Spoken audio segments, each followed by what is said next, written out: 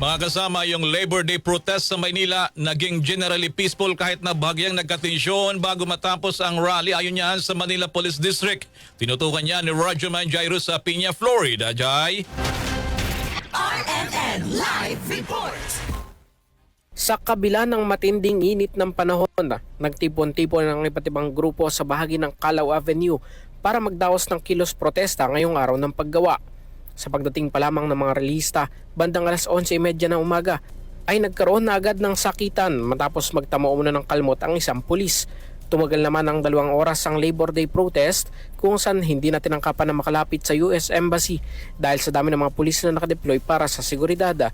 Bago matapos ang protesta, bahagyang nagkatensyon nang sunugin ng mga nagrally ang dala nilang effigy at biglang bumukas ang hose ng Bureau of Fire Protection.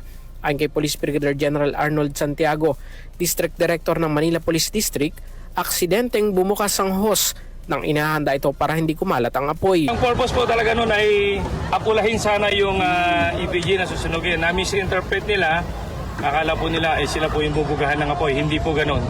Ayaw po kasi naming masuno, maabot ng ember o sunog yung mga kable natin dito.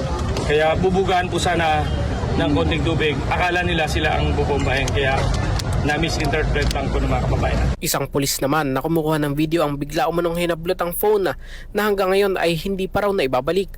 Sa kabuuan, sinabi ni Santiago na mapayapa sa pangkalahatan o general peaceful ang paggunita sa araw ng paggawa ngayong May 1 at wala ring individual na inaresto. May mga ilan-ilan na talagang gusto ng gulo.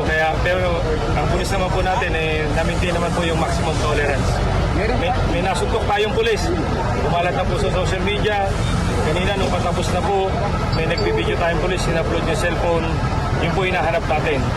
Overall, maayos naman pong kausap yung ating mga organizer na nandito. Nasunod naman po yung nagpag-usapan. May mga membro lang sila siguro na hindi nila na-control. Pero generally, peaceful naman po ang pagdaraos ng May 1 Labor Day celebration natin. Samantala agad na binuksan sa mga motorista ang isinaradong bahagi ng Calao Avenue matapos ang isinagawang kilos protesta. Kasama mo sa DCXL RMN Manila, Radyo Manjairo Peña, Florida, Tatak RMN. RMN Network News.